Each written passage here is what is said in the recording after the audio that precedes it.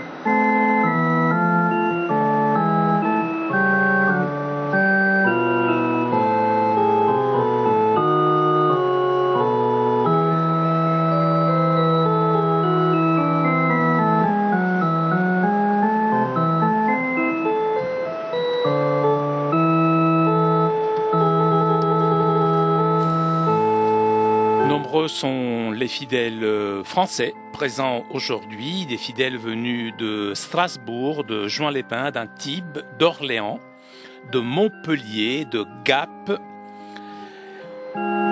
et aussi du collège Notre-Dame de France de Paris ainsi que des étudiants du collège Saint-Justin de Levallois.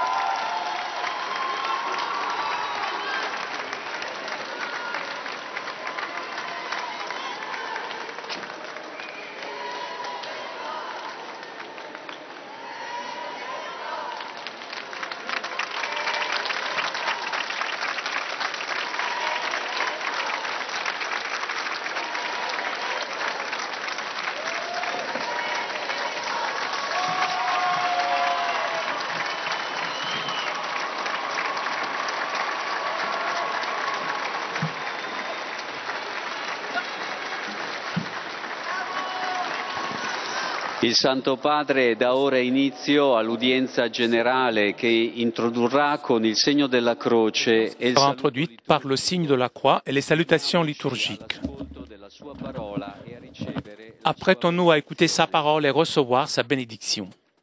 In nomine Patris et Filii et Spiritus Sancti. Amen. Pax vobis. Et cum spiritu tuo. Dalla prima lettera di San Paolo Apostolo ai Corinzi.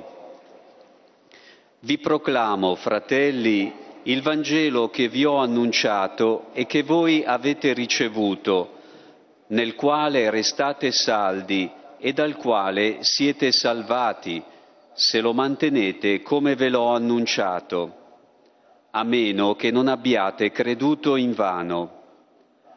A voi infatti ho trasmesso anzitutto quello che anch'io ho ricevuto. Parola di Dio.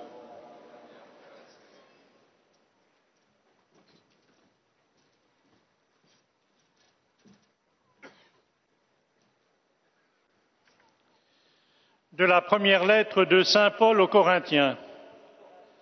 Frères, je vous rappelle la bonne nouvelle que je vous ai annoncée. Cet évangile, vous l'avez reçu et vous y restez attachés. Vous serez sauvés par lui si vous le gardez tel que je vous l'ai annoncé. Autrement, c'est pour rien que vous êtes devenus croyants. Avant tout, je vous ai transmis ce que j'ai moi-même reçu. Parole du Seigneur.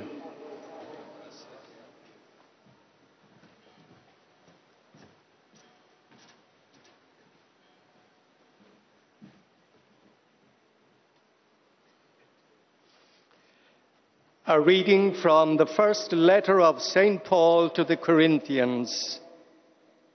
Dear brothers and sisters, I would remind you in what terms I preached to you the gospel which you received, in which you stand, by which you are saved, if you hold it fast, unless you believed in vain. For I delivered to you as of first importance what I also received. This is the word of the Lord.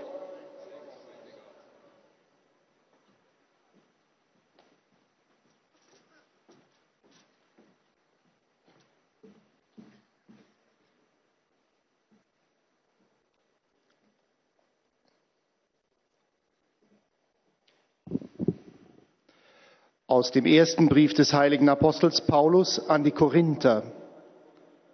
Brüder und Schwestern, ich erinnere euch an das Evangelium, das ich euch verkündigt habe.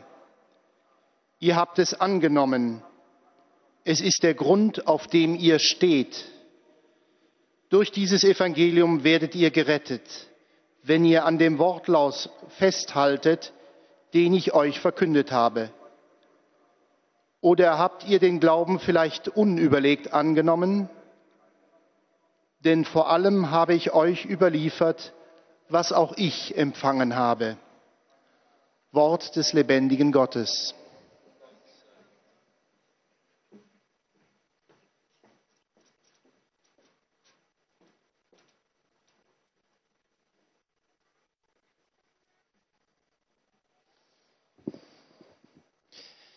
De la primera carta del apóstol San Pablo a los Corintios. Hermanos, os recuerdo el Evangelio que os proclamé y que vosotros aceptasteis, y en el que estáis fundados, y que os está salvando, si es que conserváis el Evangelio que os proclamé. De lo contrario, se ha malogrado nuestra adhesión a la fe, porque yo os transmití, en primer lugar, lo que a mi vez recibí. Palabra de Dios.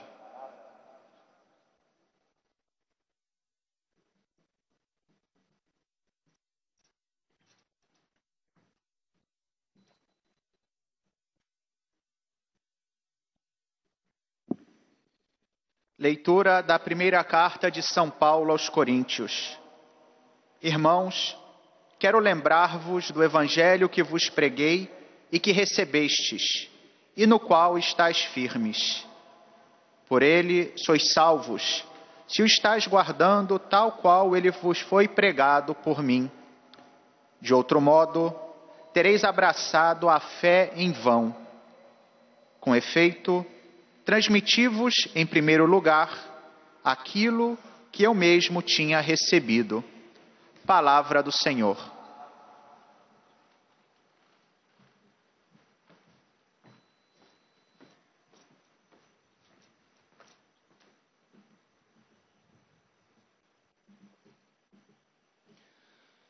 Z pierwszego listu świętego Pawła apostoła do Koryntian. Przypominam, bracia, Ewangelię, którą wam głosiłem, którąście przyjęli i w której też trwacie. Przez nią również będziecie zbawieni, jeśli ją zachowacie tak, jak wam rozkazałem. Chyba żebyście uwierzyli na próżno. Przekazałem wam na początku to, co sam przejąłem. Oto Słowo Boże.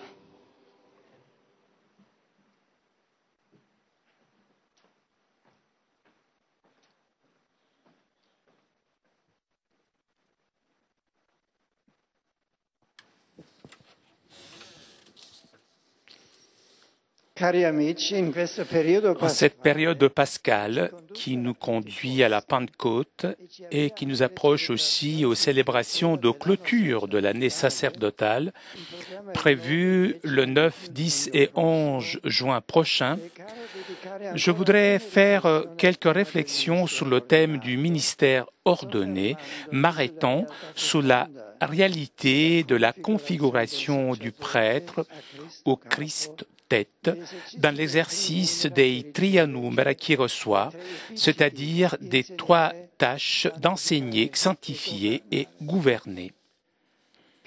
Pour comprendre ce que signifie agir in persona Christi Tapidis, dans la personne du Christ tête de la part du prêtre, et pour comprendre aussi quelles sont les conséquences qui viennent de la charge de représenter le Seigneur, surtout dans l'exercice de ces trois tâches, il faut comprendre tout d'abord ce que l'on entend par représentant. Le prêtre représente le Christ. Que cela signifie? Que signifie représenter quelqu'un? Dans le langage commun, cela veut dire recevoir une procuration d'une personne pour être présente à sa place, parler et agir à sa place, puisque celui qui est représenté est absent de l'action concrète. Et le prêtre représente le Seigneur de la même façon? La réponse est non, puisque dans l'Église, le Christ n'est jamais absent. L'Église, c'est son corps vivant. Et donc, il est présent dans l'Église, il n'est jamais absent. Même le Christ est présent de façon libre des limites de l'espace et du temps, grâce à l'événement de la résurrection que nous contemplons tout particulièrement dans cette période pascale. Donc, le prêtre qui agit in persona Christi, en représentant le Seigneur, n'agit jamais au nom de quelqu'un qui est absent, mais dans la personne du Christ ressuscité, qui est présent avec son action et qui agit réellement. Et donc réalise les choses que ne pourrait pas faire un prêtre, la consécration du vin et du pain, qui sont vraiment présence du Seigneur. Le Seigneur est présent dans la personne du prêtre. Et par le prêtre, il est présent. Ces trois tâches du prêtre que la tradition a identifiées là des différentes paroles du Seigneur, c'est-à-dire enseigner, sanctifier, gouverner, dans leur distinction et dans leur profonde unité sont une spécificité de cette représentation efficace et sont en réalité les trois actions du Christ ressuscité lui-même qui aujourd'hui, dans l'Église, dans le monde, enseigne et donc crée la foi, réunit son peuple, crée la présence de la vérité et donc il construit réellement la communion dans l'Église et sanctifie et guide. La première tâche sur laquelle je voudrais m'arrêter aujourd'hui est le monus docendi, c'est-à-dire la tâche d'enseigner. Aujourd'hui, dans une grande émergence éducative, le monus docendi de l'Église, exercé concrètement par le ministère de chaque prêtre, est particulièrement importante. Nous vivions dans une très grande confusion en ce qui concerne les choix fondamentaux de notre vie. Qu'est-ce que c'est que le monde? D'où vient le monde? Où allons-nous? Qu'est-ce que nous devons faire? Comment devons-nous vivre? Quelles sont les valeurs réellement importantes? Sur tout cela existe beaucoup de philosophies qui sont en opposition, des philosophies qui naissent, qui disparaissent. Et donc il y a une très grande confusion sur les choix que nous devons faire, comment vivre. Nous ne savons plus où nous allons, pourquoi nous avons été créés. Dans cette situation, réellement, se réalise de nouveau la parole du Seigneur. J'ai la compassion du peuple. Je suis comme les brebis sans pasteur. Il avait dit cela lorsqu'il avait vu les milliers de personnes qui le suivaient dans le désert, puisque dans la diversité des courants de cette époque, il ne savait plus ce qu'était le véritable sens de l'Écriture, ce que Dieu nous dit, le Seigneur, était poussé par la compassion à interpréter la parole de Dieu et lui-même est la parole de Dieu et il a donné une orientation. Et voilà la fonction, une persona Christi du prêtre, de rendre présent dans la confusion, dans l'égarement de nos époques, la lumière de la parole de Dieu, la lumière qui est le Christ lui-même dans notre monde. Donc, le prêtre n'enseigne ses propres idées, ne rentre pas dans une philosophie qu'il lui-même aurait inventée ou trouvée, ou une philosophie qu'il aimerait. Le prêtre ne parle pour lui, ne parle pas pour lui, pour créer des admirateurs ou un parti. Il pas de toutes ces confusions des philosophies. Le prêtre enseigne au nom du Christ présent. Il propose la vérité qui est le Christ lui-même, sa parole, sa façon de vivre et d'avancer. Pour le prêtre est valable ce que le Christ a dit de lui-même. Ma doctrine ne m'appartient pas. Il ne propose pas soi-même, mais du Fils est la parole du Père. Et donc, même le prêtre doit toujours dire et agir. Ma doctrine, ce n'est pas ma doctrine. Je ne diffuse pas mes idées, mais je suis le porte-parole, le cœur du Christ.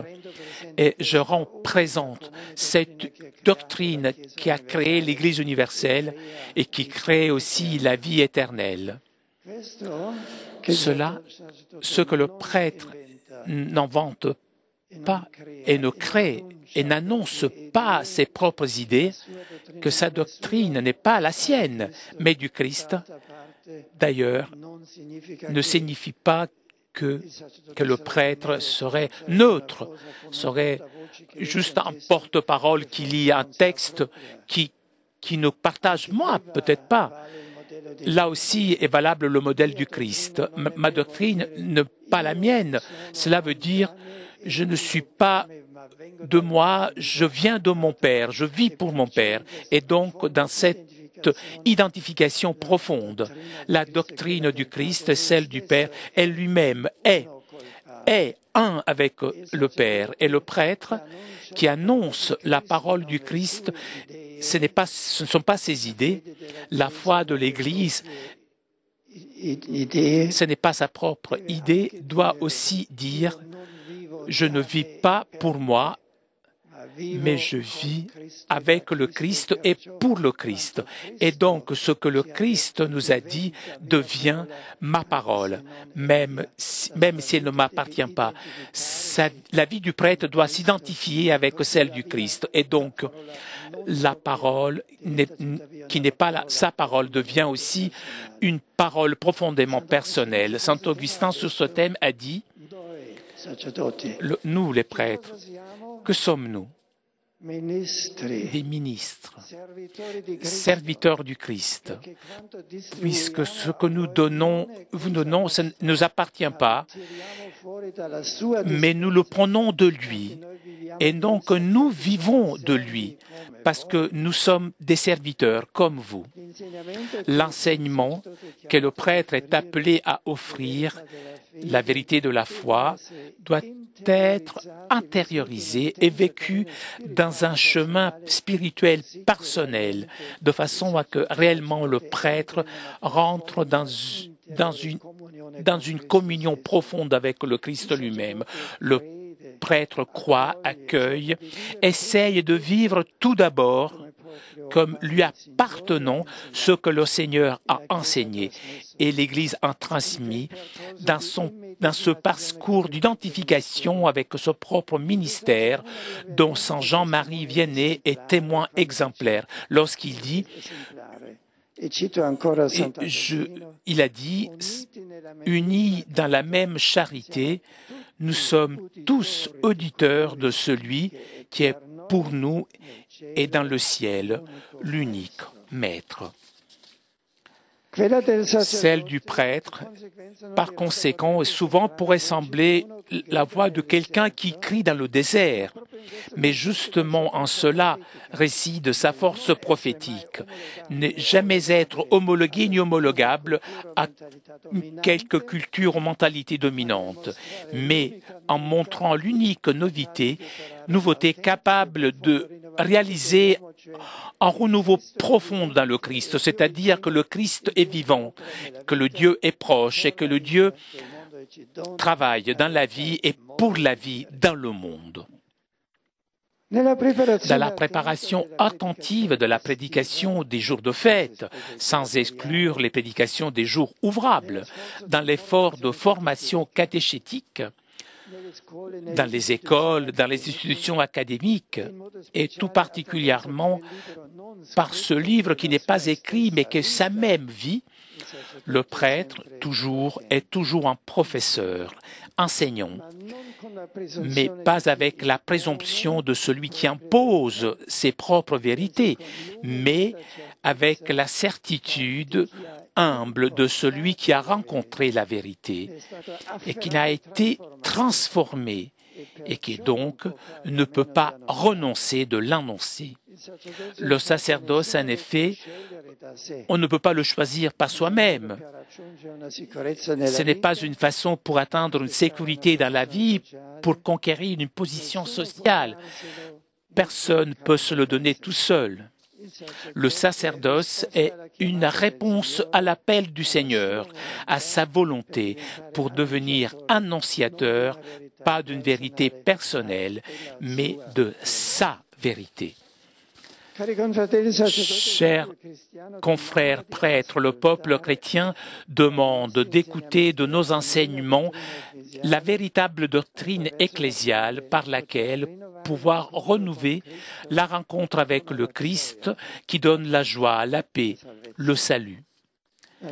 Les Écritures, les écrits des pères et des docteurs de l'Église, le catéchisme de l'Église catholique constituent à ce propos des points de référence inséparables dans l'exercice du Munus Docendi, essentiel pour la conversion, le chemin de foi et le salut des hommes.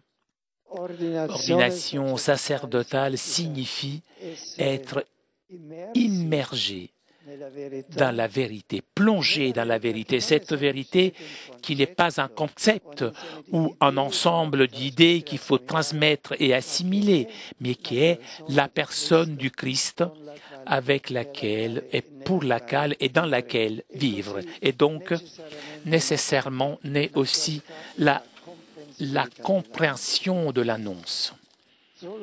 Seulement cette conscience d'une vérité qui est devenue personne dans l'incarnation du Fils justifie le mandat missionnaire, aller dans le monde entier et proclamer l'Évangile à toutes les créatures. Seulement si la vérité est destinée à toutes les créatures. Ce n'est pas quelque chose que l'on impose, mais l'ouverture du cœur à ceux pour lesquels il a été créé. Chers frères et sœurs, le Seigneur a confié aux prêtres une grande tâche, être annonciateur de sa parole, de la vérité qui sauve, être sa voix dans le monde pour apporter ce qui est profitable au véritable bien des âmes et au chemin de foi authentique. Saint Jean-Marie Vianney soit d'exemple pour tous les prêtres. Il était un homme d'une grande sagesse et d'une grande force pour résister aux pressions culturelles et sociales de son époque, pour pouvoir conduire les âmes vers Dieu. Simplicité, fidélité, rapidité étaient les caractéristiques essentielles de sa prédication, transparence de sa foi et de sa sainteté.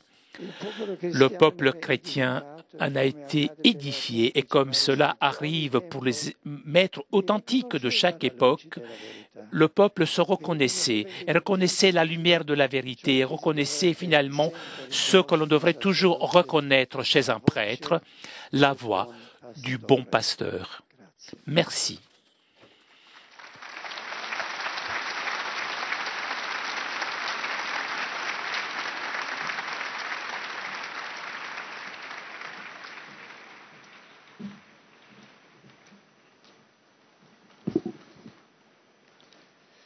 Très Saint-Père, les pèlerins de langue française présents à cette audience sont heureux de vous adresser leurs vœux affectueux et respectueux à l'occasion de votre anniversaire de naissance, après-demain, et ils les accompagnent de leurs prières ferventes pour votre personne et pour toutes les intentions de votre ministère de successeur de Pierre.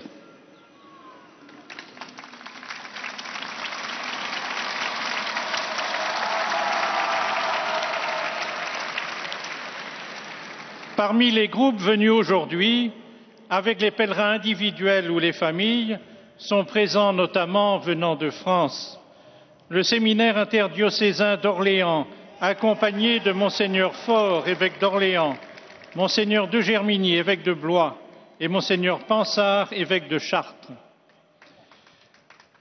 L'École internationale de formation et d'évangélisation de Paray-le-Monial,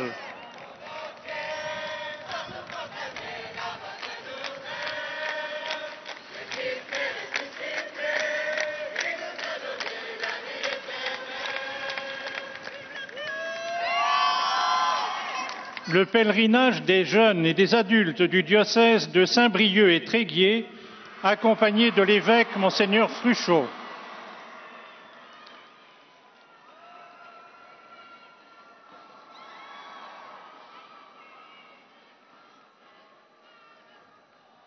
Un groupe de pèlerins du diocèse de Cambrai. Un groupe de confirmants d'Alençon et de Sées.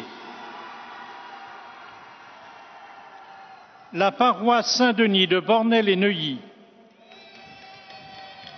la paroisse Saint-Pierre-le-Jeune de Strasbourg, la paroisse Saint-Michel de Juan-les-Pins, la paroisse Saint-Michel d'Antibes, la paroisse Notre-Dame de Latinée, la paroisse Saint-Vincent d'Orléans, la paroisse Saint-Pierre-aux-Fontaines de Guéret, la paroisse Sainte-Bernadette de Montpellier, la paroisse de Holsweiler, l'ensemble paroissial d'hier,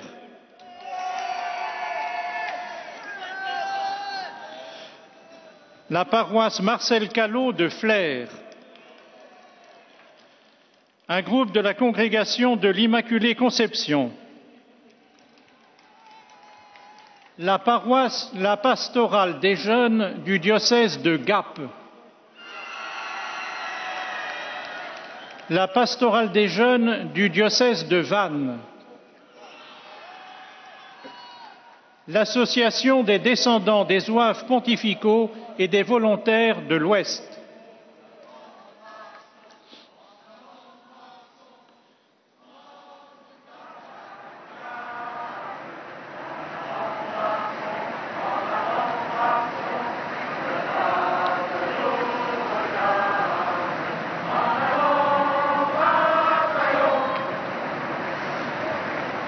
un groupe de scouts de la paroisse Saint-Clair de Brignais, un groupe de scouts de la compagnie Sainte-Jeanne d'Arc de Montréal de l'Aude,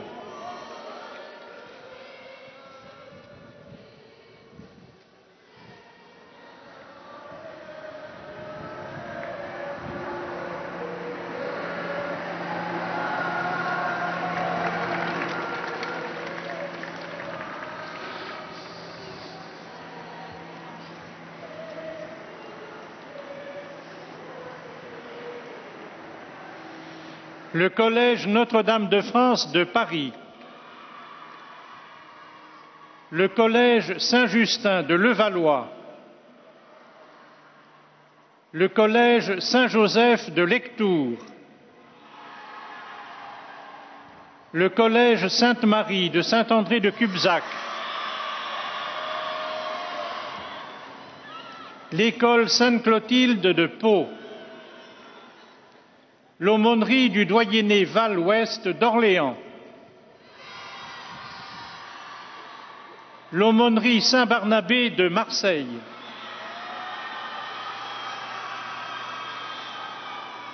des groupes de pèlerins de Dijon, Langres et C. Est aussi présent, venant de Belgique, un groupe de pèlerins de Bruges.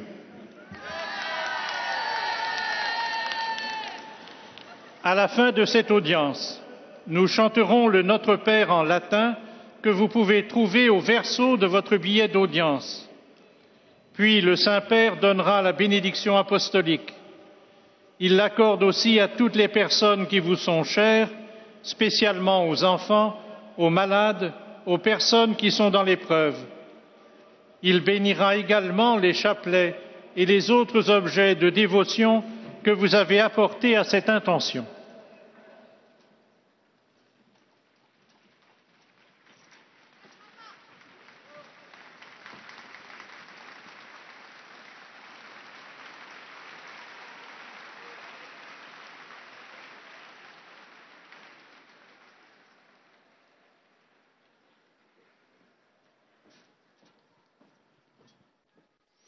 Chers frères et sœurs, à l'approche de la conclusion de l'année sacerdotale, je voudrais consacrer quelques réflexions au ministère ordonné, particulièrement à la configuration du prêtre au Christ tête.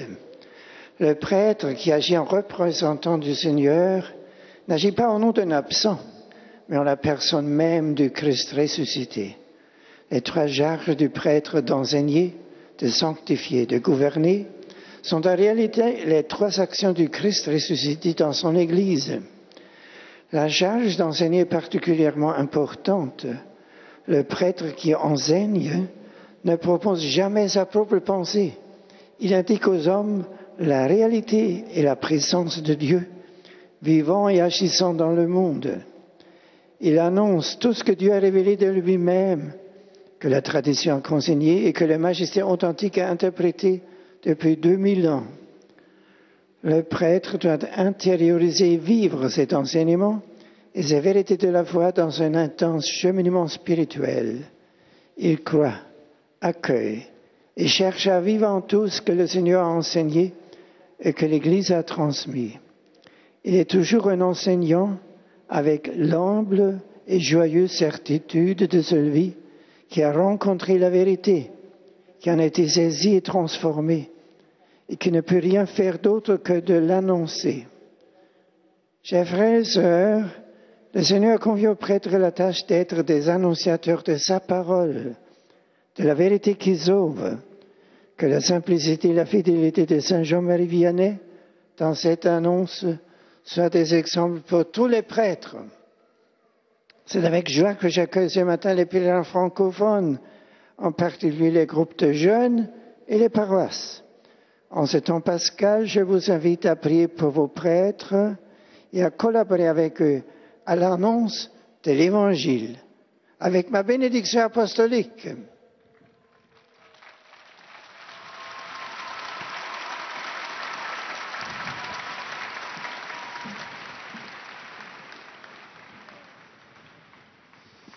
Most Holy Father, the English-speaking visitors and pilgrims present at today's audience are happy to have this occasion to express to you their respectful and affectionate good wishes for your birthday celebration the day after tomorrow.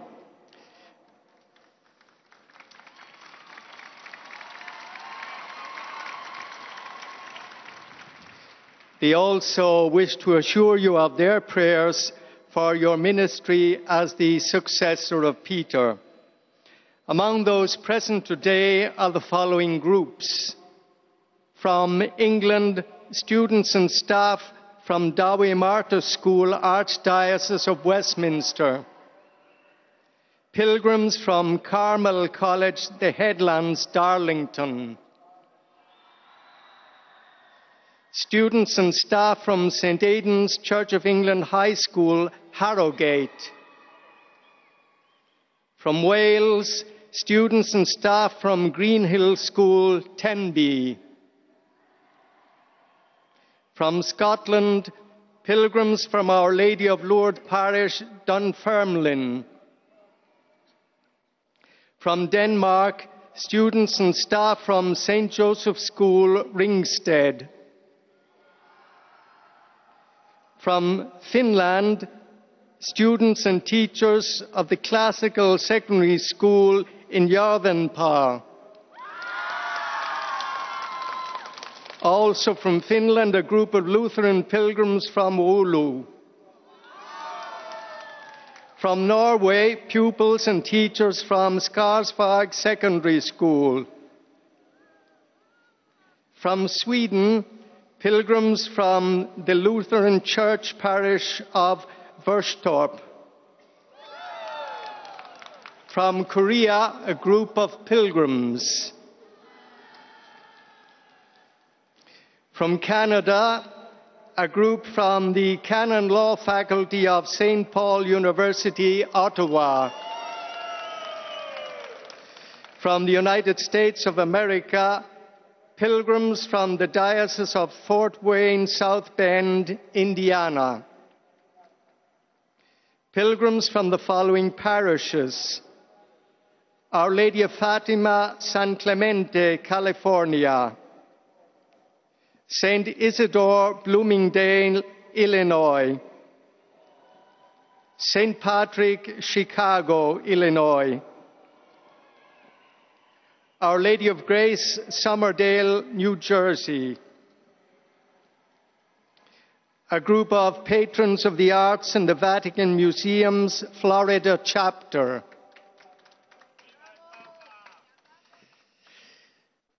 the St. Jerome Parish Chorale, Largo, Florida;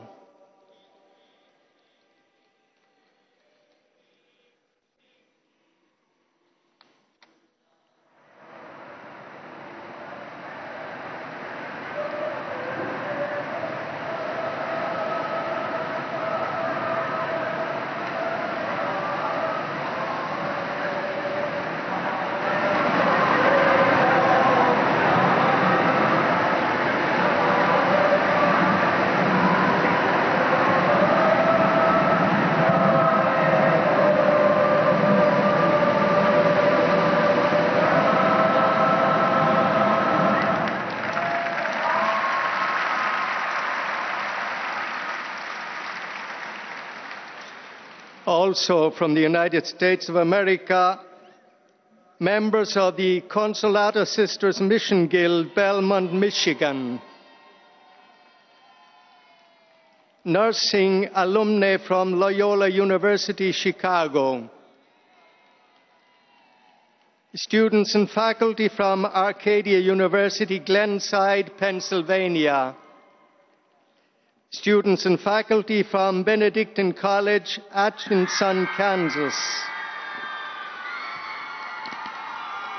students and faculty from Colby Academy and Trinity Preparatory Schools, Napa, California. At the end of the audience, His Holiness will lead us in singing the Our Father in Latin. The words can be found on the back of your ticket. He will then impart his apostolic blessing, which he willingly extends to the members of your families at home.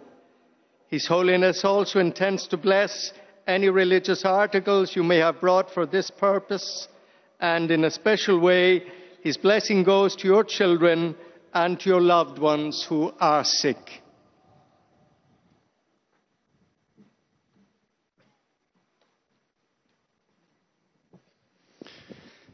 Dear brothers and sisters, as the year for priests draws to its close, I would like to devote the catechesis of this Easter season to a series of reflections on the ordained ministry.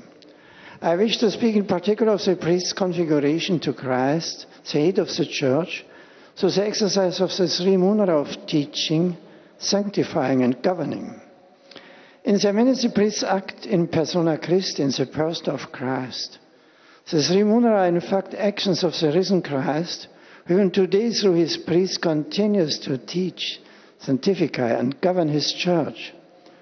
The first of the three munera is that of teaching, so important for our times. The priest is called to preach and teach not himself, but Jesus Christ and his revelation of the Father. This teaching, far from an abstract doctrine, is a living proclamation of the person of Christ, who is himself truth, the source of our joy, peace, and spiritual rebirth. The priest's monstrosity demands that his whole life testify to the truth of the message that he proclaims, in harmony with the apostolic tradition, and often in opposition to the spirit of the dominant culture. Following the example of the great Curie of Ars, may every priest proclaim Christ faithfully and speak in such a way that all can hear in him the voice of the Good Shepherd. I welcome also English-speaking visitors present at today's audience, especially those from England, Wales, Scotland, Denmark, Finland, Norway, Sweden, Korea, Canada, and the United States of America. Upon you and your families, I could invoke the joy and peace of the risen Christ. Toujours en direct depuis la place Saint-Pierre pour cette audience générale. Le Saint-Père vient de saluer les fidèles anglophones et le Saint-Père s'adressera maintenant aux fidèles germanophones. Die bei dieser Audienz anwesenden Pilger und Besucher deutscher Sprache wünschen Ihnen anlässlich Ihres bevorstehenden Geburtstags übermorgen von Herzen alles Gute und Gottes reichen Segen.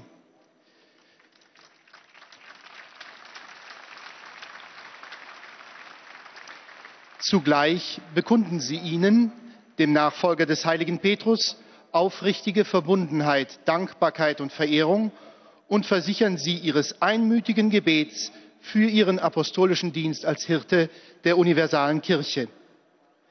Neben zahlreichen Einzelpilgern und den bereits zu Beginn genannten Gruppen sind heute zugegen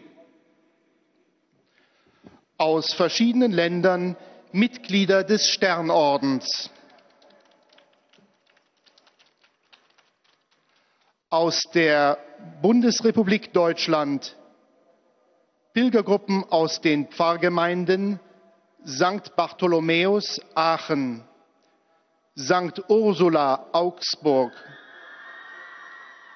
St. Johannes Burg Bernheim Schwebheim, Heiligkreuz Darmstadt, St. Michael Göttingen, Sankt Peter und Paul Heilbronn, Christkönig Höchst im Odenwald, Sankt Martin Langenpreising, Sankt Martin Missen und Sankt Antonius Hinterstein, Sankt Marien Neunkirchen, Sankt Michael Peiting, Sankt Josef Stadtköhl, Christkönig Wiesbaden, Mitarbeiter der Caritas des Bistums Magdeburg, Studenten der Deutschen Hochschule der Polizei mit der Polizeiseelsorge Münster, Cäcilienkirchenchor Liebfrauen und Pfarrgemeinde St. Marien Marl,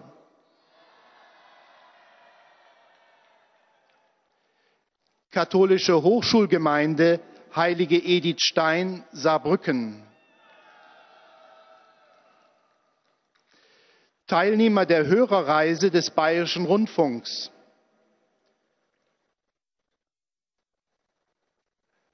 Landfrauen aus Hennstatt, Bayerischer Waldverein Landkreis Regen,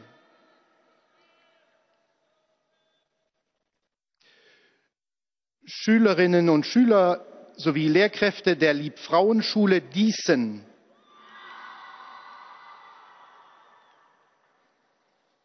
aus der Republik Österreich sind heute zugegen Pilgergruppen aus den folgenden Pfarren: Perneck, Radstadt, Puchberg und Sebenstein, eine Pilgergruppe aus Steinbach sowie der Seniorenbund Wals-Sietzenheim. Aus der Schweizerischen Eidgenossenschaft sind heute gemeldet Pilgergruppe aus Allschwil, Pilgergruppe aus den Pfarreien Baden-Ennetbaden, Pilgergruppe aus Muttenz, Tagesblatt Leserreise, Firmlinge aus Baden, Firmlinge aus Kirchdorf, Firmanden der Gemeinde St. Katharina Klingnau, Ministranten der Pfarrei Johannes der Täufer und Bruder Klaus Teufen-Bühler, Firmlinge Gebensdorf Turgi. Und aus dem Fürstentum Liechtenstein ist zugegen eine Pilgergruppe der Pfarrei St. Josef Triesenberg.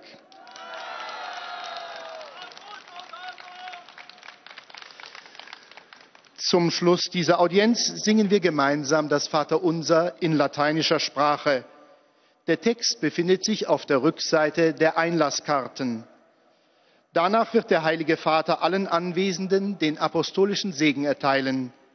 Gern schließt er darin ihre Angehörigen ein, besonders die Kranken und die Kinder. Zugleich segnet er auch die Rosenkränze und die übrigen Andachtsgegenstände, die sie dafür mitgebracht haben.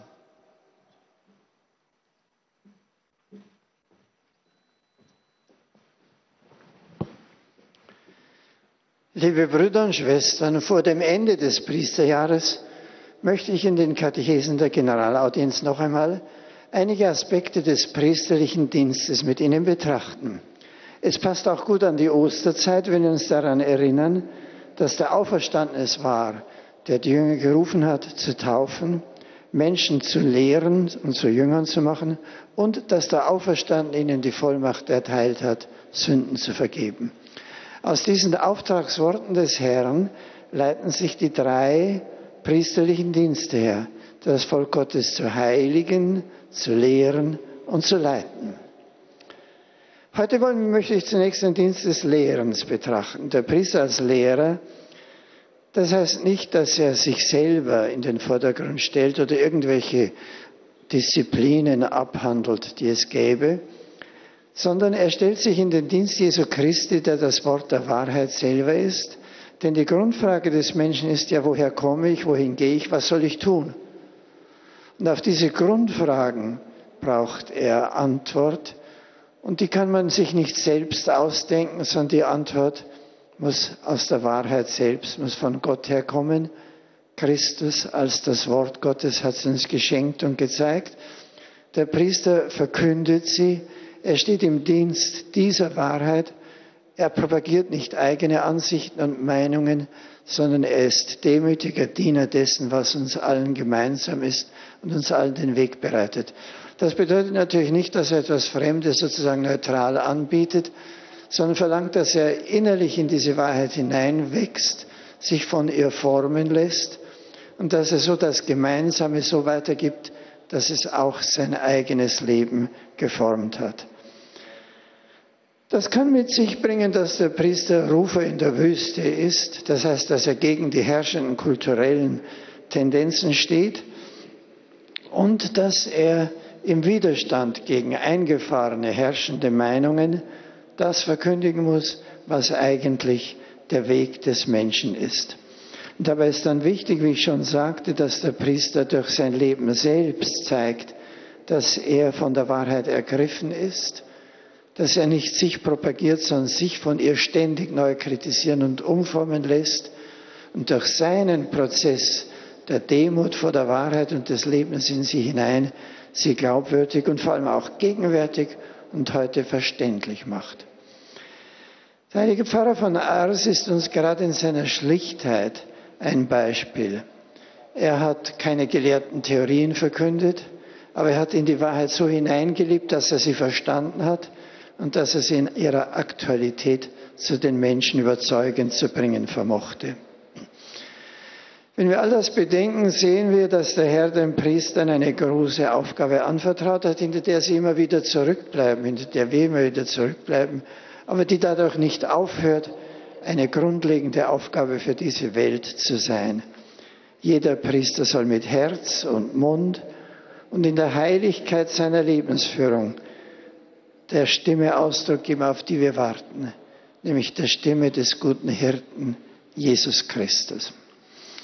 Mit Freude grüße ich alle deutschsprachigen Pilger und Besucher. Von Herzen bitte ich euch stets für gute Priester und Priesterberufungen zu beten und den Priestern zu helfen, dass sie mehr lernen, wirklich Priester zu sein, dass sie den Leidenden, den Armen und den Bedürftigen ihn selber bringen. Der barmherzige Gott segne euch und eure Familie und schenke euch noch gesegnete Osterzeit.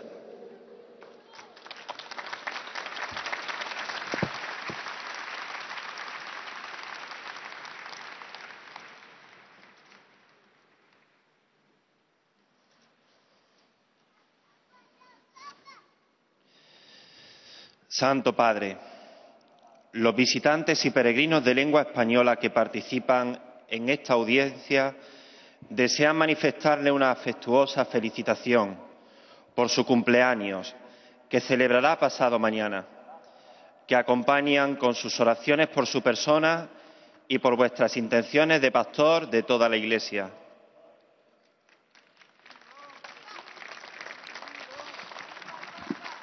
Además de pequeños grupos familiares venidos de España y Latinoamérica, están aquí presentes, de España, profesores y estudiantes del Colegio San José de Carolinas de Alicante, profesores y estudiantes del Colegio San Juan Bautista de Benalúa, Alicante, profesores y estudiantes del Colegio de la Presentación de Nuestra Señora de Linares, Jaén, fieles de la parroquia de San Pío X de Murcia, de México, grupo de peregrinos. Al final de la audiencia se cantará en latín el Padre Nuestro, cuyo texto se encuentra en la parte de atrás del billete de entrada que tienen en sus manos. Después el Santo Padre impartirá a todos los presentes la bendición apostólica, que extiende complacido a sus familiares, especialmente a los niños, a los enfermos y a cuantos sufren. Bendice también los rosarios y objetos de devoción que los peregrinos llevan consigo.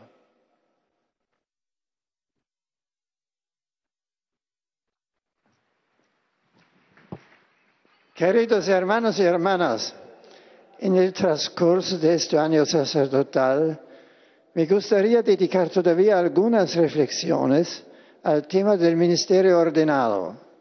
El sacerdote, configurado con Cristo cabeza, no le representa como si éste estuviera ausente, sino al contrario, actúa en la misma persona de Cristo.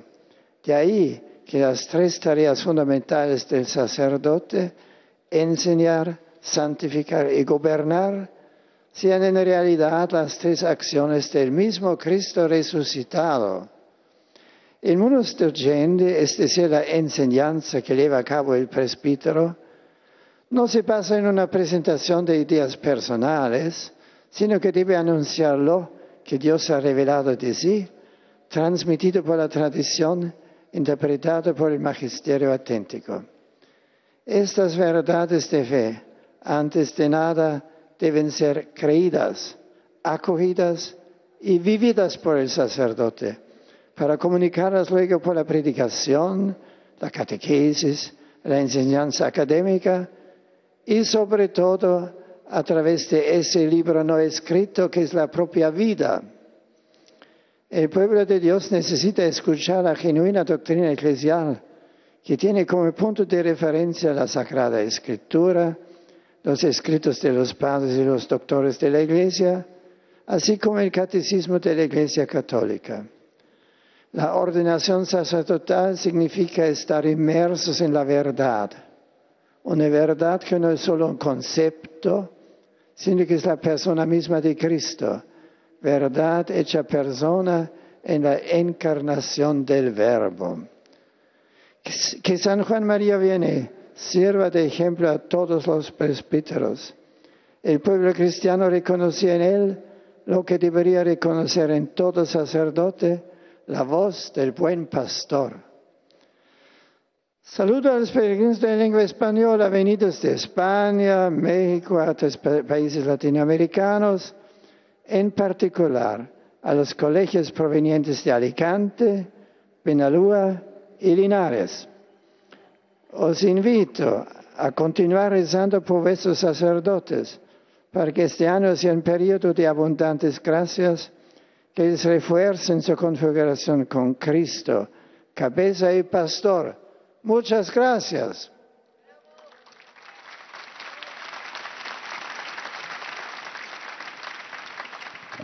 Vous avez entendu le Saint-Père saluer les fidèles de langue espagnole et le Saint-Père s'adressera maintenant aux fidèles de langue portugaise. Santo Padre, os peregrinos de língua portuguesa presentes nesta audiência desejam apresentar-lhe cordiais felicitações pelo aniversário natalício que celebra depois de amanhã, acompanhando-os com fervorosas orações pela sua pessoa e por todas as intenções do seu ministério apostólico universal. Além de pessoas e famílias vindas por conta própria, participam desta audiência de Portugal, membros da Fundação Apostolado Imaculado Coração de Maria.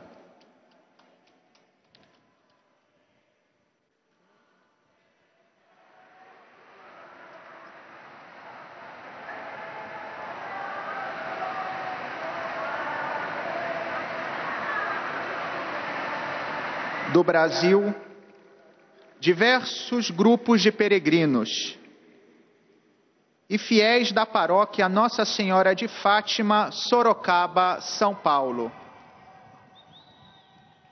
No final da audiência, cantaremos o Pai Nosso em latim, cujo texto se encontra no verso do bilhete de ingresso que tem consigo. Depois, o Santo Padre concederá a todos os presentes a bênção apostólica, extensiva aos seus familiares, especialmente aos doentes e às crianças. Abençoará igualmente todas as lembranças e objetos que os peregrinos tenham consigo.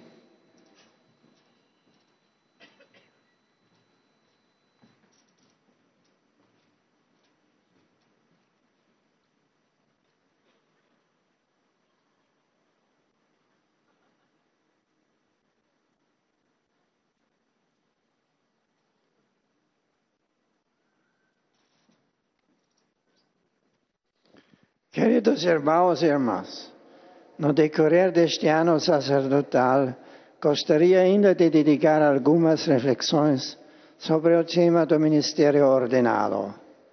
O sacerdote, configurado com Cristo cabeça, não representa como se ele estivesse ausente, mas ao contrário, atua na mesma pessoa de Cristo. Assim sendo, as três funções fundamentais do sacerdote, ensinar, santificar e governar, são na realidade ações do próprio Cristo ressuscitado.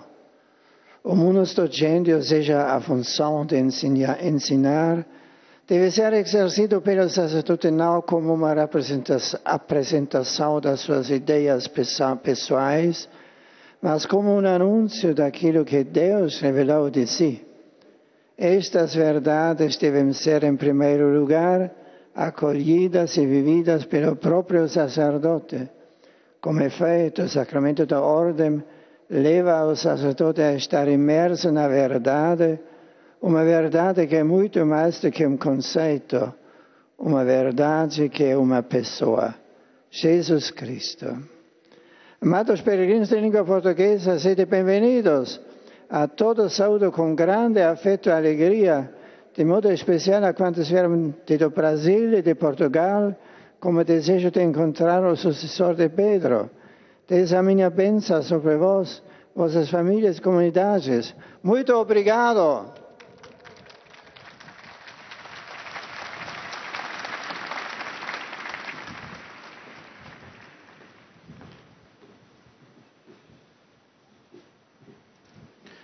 Ojcze Święty, pielgrzymi z Polski i z innych krajów obecnie na tej audiencji, z okazji bliskich już urodzin Waszej Świątobliwości, pragną złożyć najserdeczniejsze życzenia wszelkich łask i Bożego błogosławieństwa w posłudze Piotrowej oraz zapewnić o swojej gorącej modlitwie we wszystkich intencjach Waszej Świątobliwości. Pośród pielgrzymów są dziś obecni księża z archidiecezji łódzkiej obchodzący jubileusz 30-lecia święceń kapłańskich. Księża z diecezji radomskiej świętujący jubileusz 10-lecia święceń kapłańskich. Księża z diecezji siedleckiej, drohiczyńskiej i łowickiej obchodzący 21. rocznicę święceń. Pielgrzymka z dekanatu Jabłonka w archidiecezji krakowskiej. Pielgrzymi z parafii Świętego Krzyża z Kielc. Parafia Świętego Wawrzyńca z Górna w diecezji kieleckiej. Parafia Matki Bożej Bolesnej z Radomia. Parafia Matki Bożej Anielskiej z Cecylówki Brzuski w diecezji radomskiej. Parafia Świętego Mikołaja z Grabowca w diecezji radomskiej. Parafia Świętego Jana Chrzciciela z Prochowic. Parafia Matki Bożej Wspomożenia Wiernych z Kutna. Parafia Świętego Jana Chrzciciela i Świętego Michała Archanioła z Lubawy. Parafia Świętego Feliksa z Cantaliccio z Warszawy. Parafia Matki Bożej Pocieszenia z Żyrardowa. Parafia Matki Bożej Bolesnej z Łodzi. Parafia Narodzenia Najświętszej Maryi Panny z Łękawy w archidiecezji łódzkiej. Parafia Wniebowzięcia Najświętszej Maryi Panny ze Stąporkowa w diecezji radomskiej. Parafia Świętej Jadwigi Śląskiej z Kraskowa. Parafia Świętego Józefa z Morąga. Parafia Świętej Anny z Gliwic. Parafia Matki Bożej Królowej Świata Sokołowska w diecezji świdnickiej. Parafia Świętej Doroty z Rogowa w archidiecezji gnieźnieńskiej. Parafia Świętego Józefa Oblubieńca z Łagiewnik w diecezji świdnickiej. Parafia Świętego Jana Chrzciciela z Nałęczowa w diecezji lubelskiej. Parafia Świętego Antoniego z Nagoszyna w diecezji tarnowskiej. Parafia Najświętszej Maryi Panny Częstochowskiej z Częstochowy. Pielgrzymi z franciszkańskiego sanktuarium Matki Bożej Loretańskiej z Głogówka. Polska Misja Katolicka z Hanau. Liceum Ogólnokształcące Zgromadzenia Córek Bożej Miłości z Bielska-Białej. Rodzice uczniów szkół salezjańskich imienia świętego Dominika Savio z Ostródy. Franciszkańskie Biuro Pielgrzymkowe Patron Travel. Jubileuszowa pielgrzymka szefów i członków Związku Zawodowego Pracowników Cywilnych MSWiA z Biura Podróży Fan Club. Bank Spółdzielczy z Inowrocławia. Firma Stalprodukt z Bochni. Pracownicy Zespołu Opieki Zdrowotnej z Biłgoraja. Oraz Biura Podróży Frater z Bydgoszczy, Almatur z Częstochowy, Redman z Opola, Horyzont z Wrocławia oraz Rainbow. Są też obecni pielgrzymi indywidualni z kraju i z zagranicy. Na zakończenie audiencji odśpiewamy wszyscy modlitwę Ojcze Nasz po łacinie. Jej tekst znajduje się na odwrocie kart wstępu. Następnie Ojciec Święty udzieli wszystkim nam tu obecnym swojego apostolskiego błogosławieństwa, obejmując nim również naszych najbliższych, a szczególnie młodzież, dzieci, ludzi dotkniętych cierpieniem. Pobłogosławi też różańce i inne dewocjonalia, jakie pielgrzymi przywieźli ze sobą. W związku z zakończeniem roku kapłańskiego, które nastąpi w czerwcu bieżącego roku, Ojciec Święty wspomniał o zadaniach nauczania, uświęcania i pasterzowania wynikających z sakramentu święceń. Dzisiaj bardziej szczegółowo przedstawił zadanie nauczania. Na mocy sakramentu przynależy ono kapłanowi działającemu w osobie Chrystusa, głowy i pasterza, in persona Christi. Podejmując je, kapłan nie głosi własnej doktryny, lecz naukę Chrystusa, która wskazuje na obecność i działanie Boga w świecie. Skuteczność nauczania jest zależna od osobistego przeżycia prawd wiary i głębi życia wewnętrznego kapłana. Wiarę i nauczanie Chrystusa przekazywane przez Kościół należy ciągle pogłębiać, pamiętając o stylu posługi, której przykład dał święty Jan Maria Vianney. Wierni oczekują od kapłanów autentycznej nauki Kościoła, by przez nią spotkać Chrystusa, który jest radością, pokojem i zbawieniem. Szczególną pomocą w praktykowaniu zadania nauczania jest zgłębianie Pisma Świętego, pism ojców i doktorów Kościoła czy katechizmu Kościoła katolickiego. Kapłan ma głosić prawdę, która zbawia, być głosem Chrystusa w świecie, nieść to, co służy prawdziwemu dobru dusz. Święty Jan Maria Vianney był człowiekiem wielkiej mądrości życiowej i heroicznej mocy w przeciwstawieniu się presji kulturalnej i socjalnej swojego kraju. Prostota, wierność i bezpośredniość były charakterystyką jego przepowiadania, przejrzystości wiary i jego świętości. Wierni budowali się jego nauczaniem. Ojciec Święty życzył, aby to doświadczenie było udziałem każdego kapłana.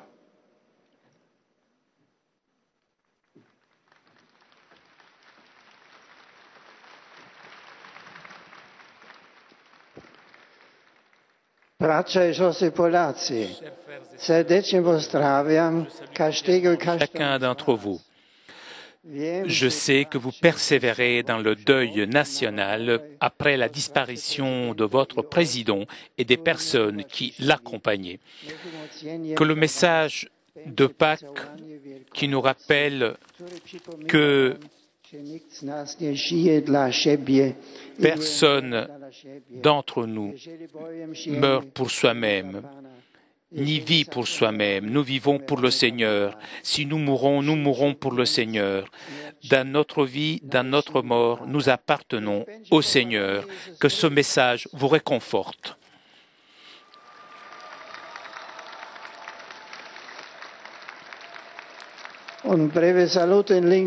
Des salutations en hongrois. J'adresse mes salutations cordiales aux pèlerins hongrois, tout particulièrement ceux arrivés de Mikurea Ciuk. Je vous souhaite à vous tous d'adhérer toujours plus au Christ et à son évangile pour en être des annonciateurs courageux.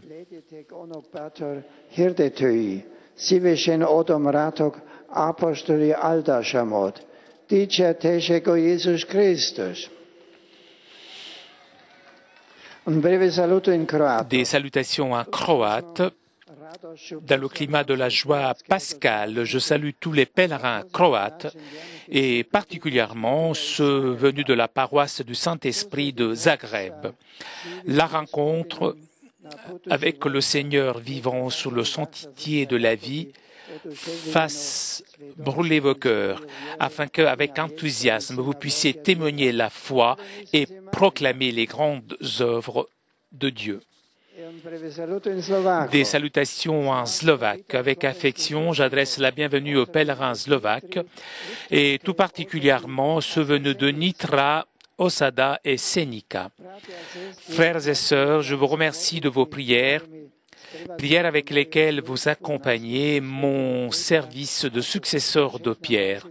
Bien cordialement, je vous bénis, vous et vos familles.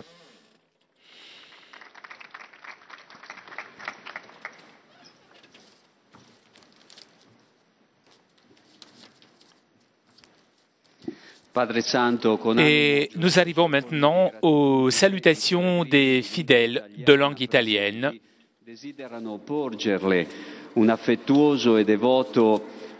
Fidèles de langue italienne qui souhaitent un joyeux anniversaire au Saint-Père, anniversaire du Saint-Père, vous savez, c'est après-demain.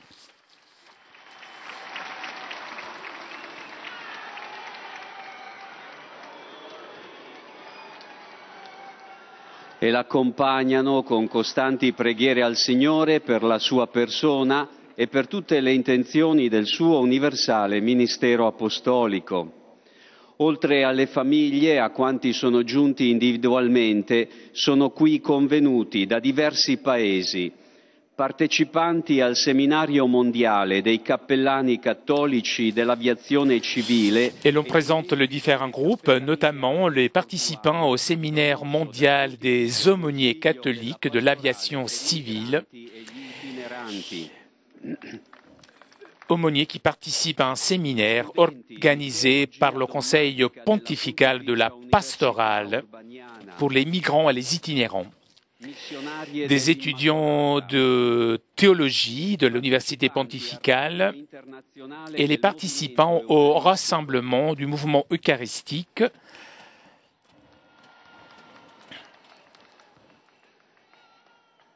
ainsi que des prêtres amis de la communauté de Sant'Egidio.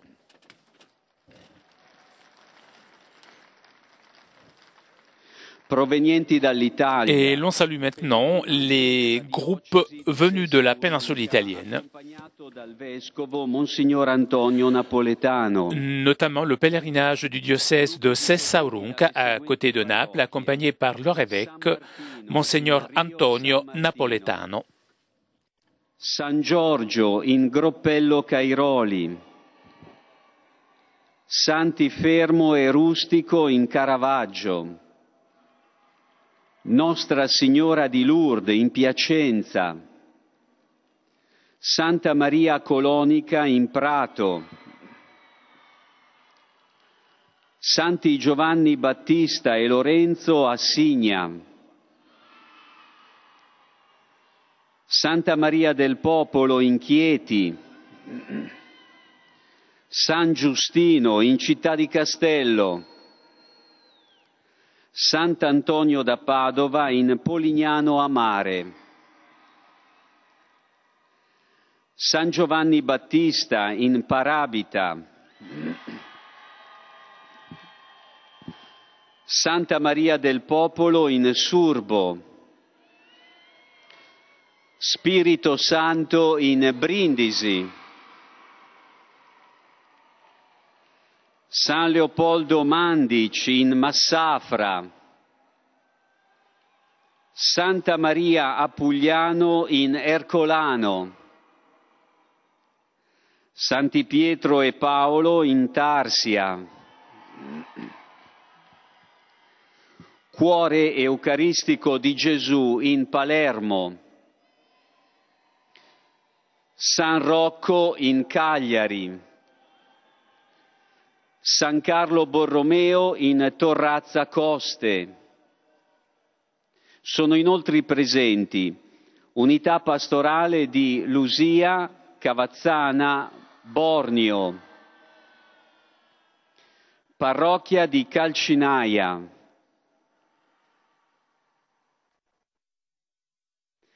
ufficiali e militari del Comando Brigata Bersaglieri Garibaldi, 21 Genio Guastatori e Ospedale Militare di Caserta.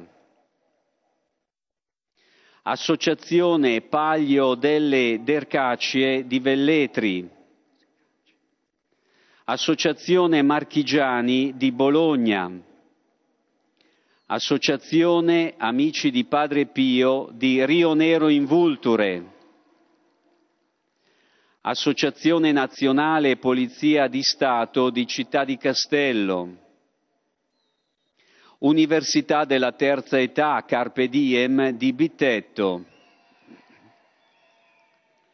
Soci dei Lions Club Siracusa Eurialo. Centro Polivalente di Riabilitazione di Diamante. Centro Socio-Educativo di Valmadrera.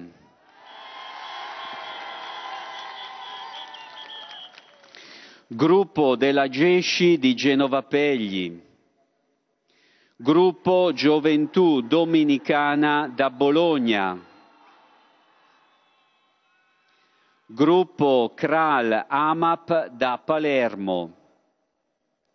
Gruppo Avis da Paterno. Gruppo bandistico Cirincione di Campofelice di Roccella.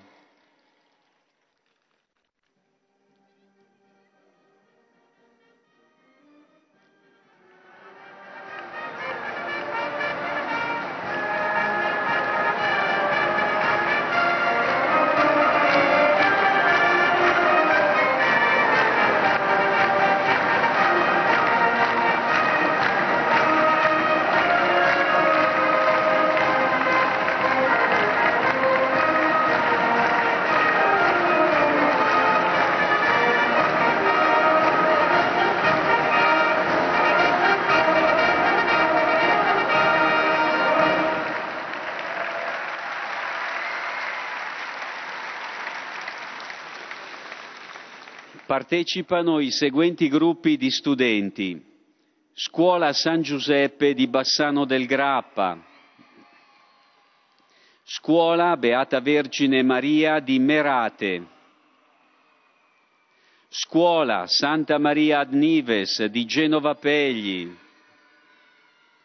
Scuola Media di Monte San Giacomo, Scuola Media di Mozzanica, Scuola Santa Maria del Paradiso di Viterbo, Scuola San Giuseppe di Afragola, Scuola Media di Resuttano, Scuola Madonnina del Duomo di Oggiono, Istituto Giovanni Pascoli di Ragusa, Istituto Falcone di San Cono, Istituto Focaccia di Salerno, Istituto Fermi di San Giovanni La Punta, Istituto Mursia di Carini, Istituto Robecchi di Gambolò, Istituto Skanderberg di Faggiano, Istituto Stanga di Crema, Istituto Rossi Doria di Marigliano, Istituti comprensivi di Cariati Marina e di Sassano, Istituto Fadi Bruno di Campi Bisenzio, Istituto Dessi La Marmora di Sassari. Giunta dalla Svizzera è presente la Missione Cattolica Italiana di Lenzburg.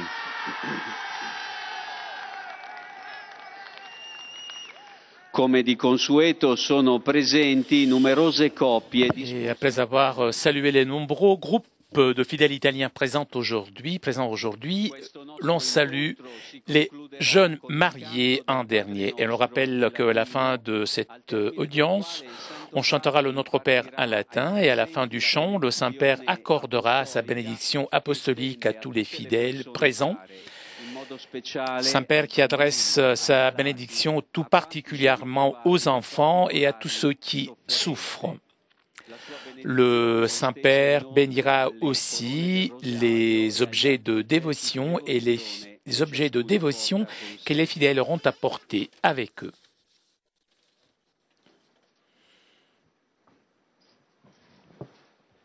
Je commence par un appel. Mes pensées vont à la Chine et aux populations frappées par un terrible tremblement de terre qui a provoqué de nombreuses victimes, des blessés et des dégâts très importants. Je prie pour les victimes et je suis spirituellement proche des personnes éprouvées par une calamité si grave. Pour ces personnes, j'implore de Dieu le soulagement de la souffrance et le courage dans ces adversités. Et je souhaite que la solidarité internationale ne manquera pas.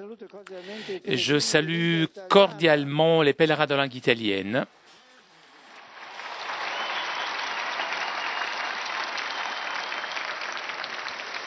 Et je suis très heureux d'accueillir le groupe de prêtres amis de la communauté de Sant'Egidio,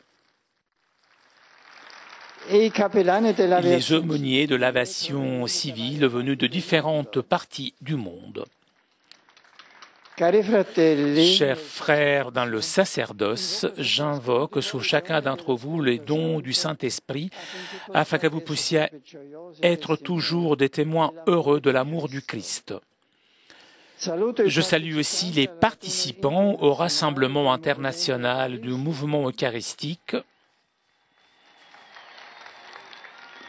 lié à la spiritualité des sœurs Dorothée, filles du Sacre-Cœur, et je les exhorte à intensifier leur dimension orante, afin que leur rencontre avec le Christ dans la prière soit encouragée dans leur engagement ecclésial et social. Je salue les fidèles du diocèse de Cessaurunca, accompagnés par leur pasteur, Monseigneur Antonio Napoletano. Chers amis, poursuivez avec élan apostolique votre chemin d'évangélisation dans l'espérance chrétienne, dans la famille, dans l'Église et dans la communauté civile. Je salue les officiers et les militaires venus de Caserte et je les encourage à persévérer dans leur engagement généreux de témoignage chrétien, même dans le monde militaire. Et pour terminer, je m'adresse aux jeunes, aux malades et aux jeunes mariés. La joie du Seigneur ressuscité inspire une ardeur renouvelée dans votre vie, chers jeunes, afin que vous soyez ses disciples fidèles, que ce soit un encouragement pour vous, chers malades, que vous puissiez affronter avec courage vos épreuves et souffrances, que vous soutienne, vous, chers jeunes mariés, dans votre amour mutuel, afin que dans votre maison règne toujours la paix du Christ.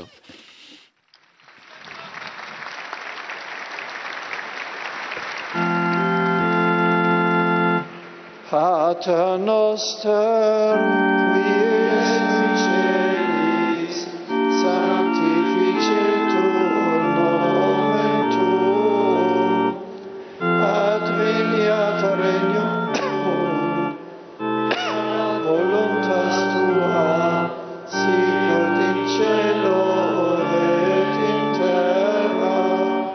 Panem nostrum quotidianum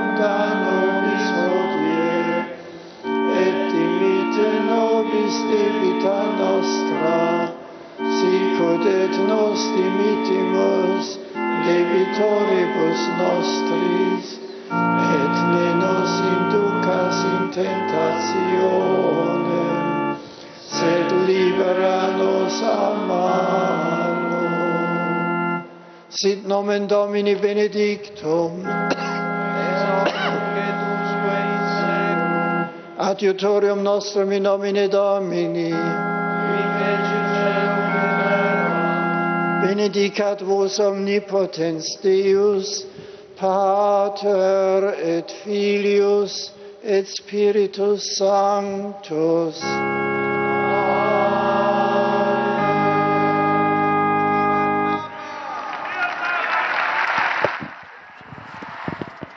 Chers amis, nous arrivons à la conclusion de notre liaison avec Rome. Avant de vous quitter, je vous rappelle le rendez-vous de ce week-end. Vous pourrez suivre en direct sur votre chaîne préférée le voyage du Saint-Père à Malte. Un grand merci à CTV et Télépage pour ces images, ainsi que Cédric Besson, qui était aujourd'hui à la technique. Je vous donne donc rendez-vous samedi à partir de 17h pour suivre les moments les plus importants du voyage du Saint-Père à Malte. Et en attendant, je vous souhaite une très bonne journée, une très bonne semaine.